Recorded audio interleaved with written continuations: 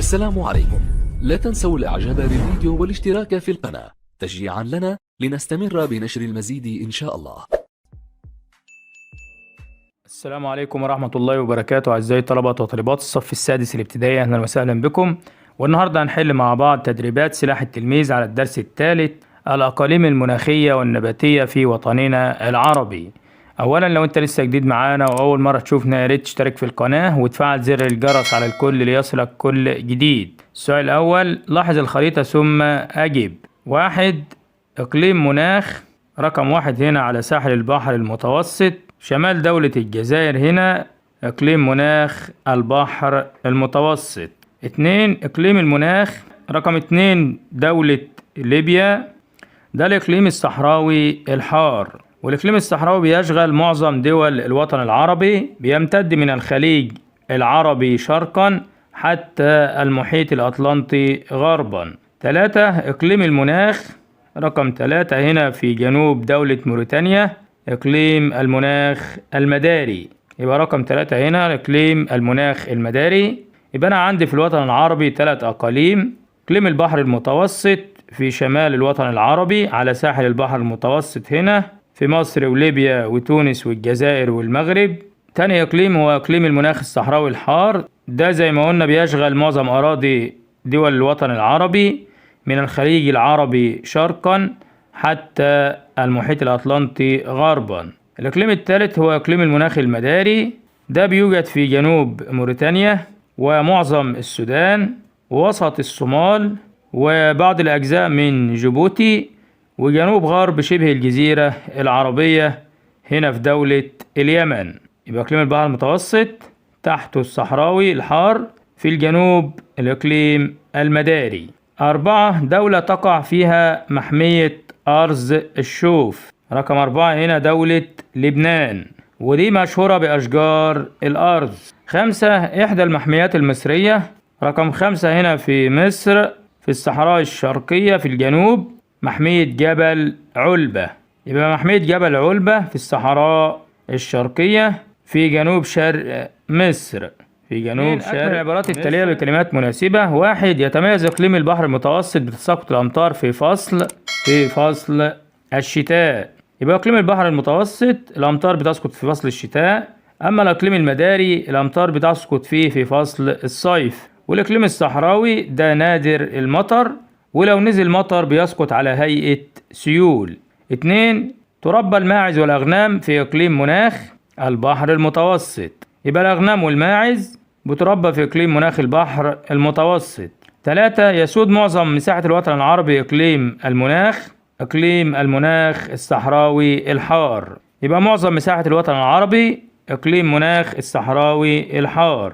4. تنمو بالإقليم المداري في الوطن العربي حشائش السافانا. يبقى في الإقليم المداري بتنمو حشائش السافانا، أما في إقليم البحر المتوسط في الشمال بتنمو حشائش الاستبس. وحشائش السافانا دي حديقة حيوان طبيعية، لأن بيعيش فيها حيوانات آكلة العشب وحيوانات آكلة اللحوم. حيوانات آكلة العشب زي الزراف، وحيوانات آكلة اللحوم زي الأسود. 5.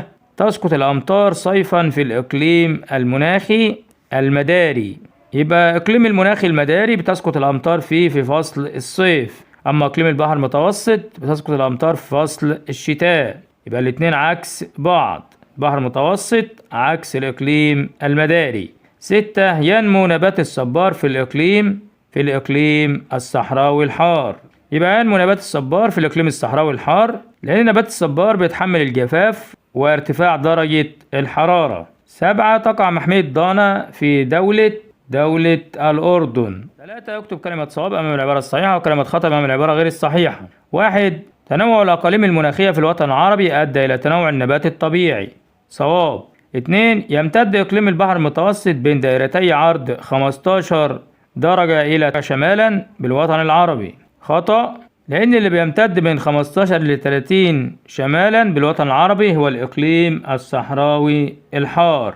يبقى الإقليم الصحراوي الحار بيمتد بين دائرتي عرض 15 ل 30 شمالا بالوطن العربي، أما إقليم البحر المتوسط بيمتد بين دائرتي عرض 30 ل 37.5 درجة شمالا. 3. تقع مدينة أسوان في إقليم البحر المتوسط. خطأ، لأن مدينة أسوان بتقع في الإقليم الصحراوي الحار. يبقى مدينة أسوان بتقع في الإقليم الصحراوي الحار. 4. ينتشر نبات الصبار والنخيل بإقليم البحر المتوسط.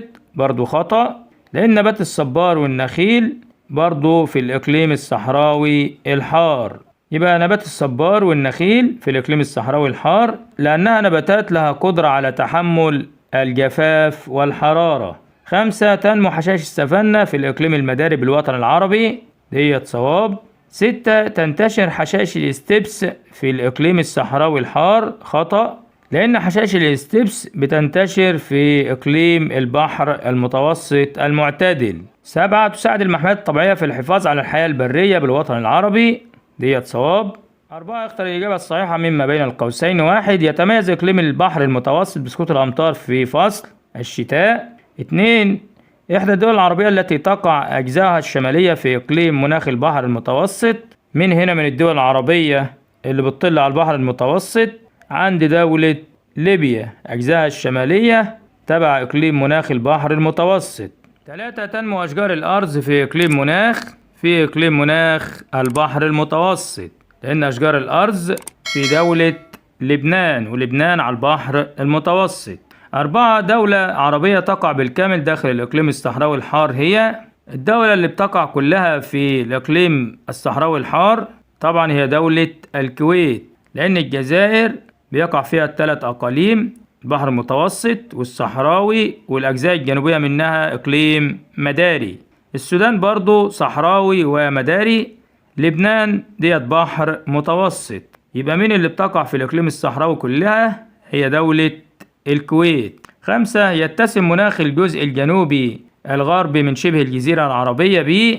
الجزء الجنوبي الغربي ده بينتمي للإقليم المداري. طب مناخ الإقليم المداري بيتسم بشتاء معتدل جاف. الشتاء بتاع الإقليم المداري بيكون معتدل جاف، أما المطر بيبقى في فصل الصيف. يبقى مناخ الإقليم المداري حار ممطر صيفا، شتاء معتدل جاف. 6. تسقط أمطار الإقليم المداري في فصل لسه قايلينها فصل الصيف. 7. تقع محمية ضانا في دولة الأردن. 5. حدد المختلف فيما يلي مع ذكر السبب. 1. ثعلب، ثعبان، سحلية، زرافة. المختلف هنا زرافة، لأن الزرافة من الحيوانات التي تعيش في حشائش السافانا في الإقليم المداري.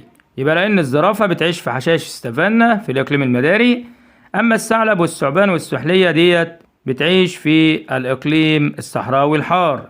2. أشجار الصنوبر، أشجار الزيتون، نبات الصبار، أشجار الأرز.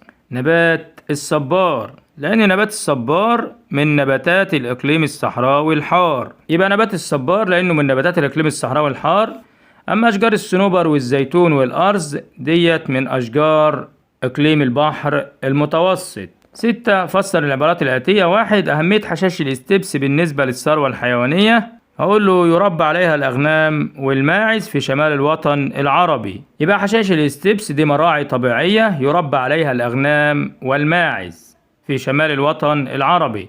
2. تنوع الأقاليم المناخية في وطننا العربي بسبب اتساع مساحة الوطن العربي التي تزيد عن 13 مليون كيلومتر مربع.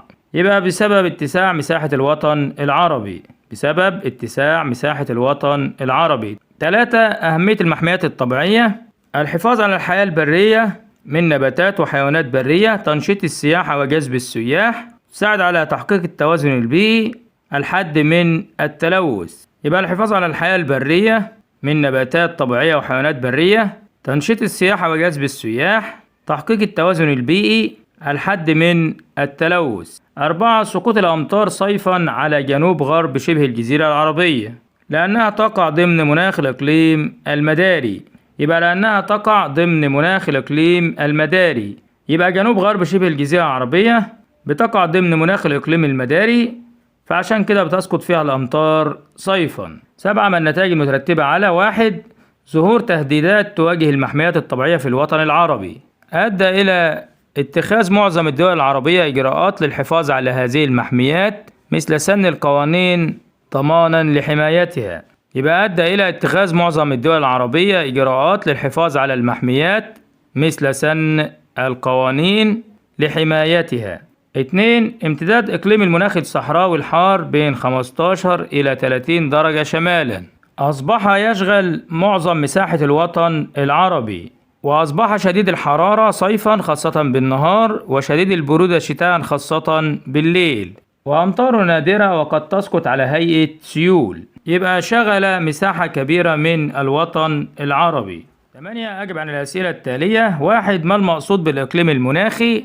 الإقليم المناخي هو منطقة جغرافية من سطح الأرض تتسم بخصائص مناخية تميزها عن غيرها. يبقى الإقليم المناخي هو منطقة جغرافية من سطح الأرض تتسم بخصائص مناخية تميزها عن غيرها. 2. صنف النباتات الآتية حسب الإقليم المناخي الذي توجد فيه. حشائش السافانا في الإقليم المداري، أشجار الزيتون إقليم بحر متوسط، الصبار في الإقليم الصحراوي الحار، يبقى في الإقليم الصحراوي الحار. حشائش الاستبس في إقليم البحر المتوسط.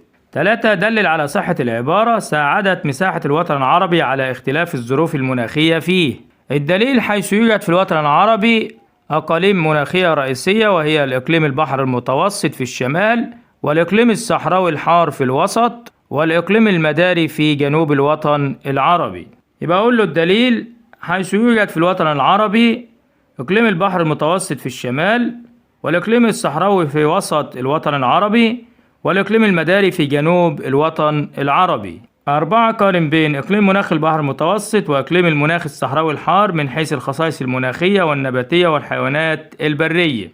إقليم مناخ البحر المتوسط، اكتب بقى معايا كده، هقول له الخصائص المناخية: حار جاف صيفا، دافئ ممطر شتاء.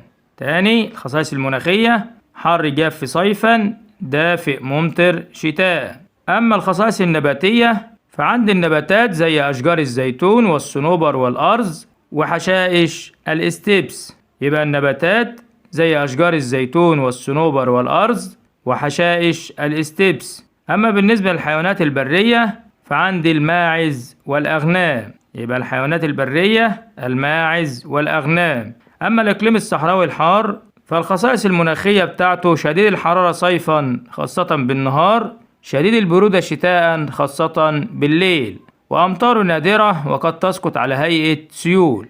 تاني، شديد الحرارة صيفا خاصة بالنهار، شديد البرودة شتاء خاصة بالليل، أمطار نادرة وقد تسقط على هيئة سيول. أما النباتات فيوجد في الإقليم الصحراوي نباتات تتحمل الجفاف والحرارة مثل الصبار والنخيل. يبقى النباتات زي الصبار والنخيل وهي نباتات تتحمل الجفاف والحرارة. أما بالنسبة للحيوانات البرية عند الثعلب الصحراوي والزواحف. الحيوانات البرية زي الثعلب الصحراوي والزواحف. 5. لاحظ الصورة ثم أجب. ألف، ما اسم الحشائش التي يعيش فيها الحيوان الموجود بالصورة؟ ده الأسد، والأسد بيعيش في حشائش السافانا، لأن حشائش السافانا دي حديقة حيوان طبيعية بيعيش فيها الأسود والنمور، وبيعيش فيها الزراف والفيلة. ب.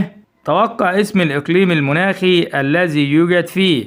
الإقليم المناخي اللي بيوجد فيه حشائش السافانا هو الإقليم المداري. ج.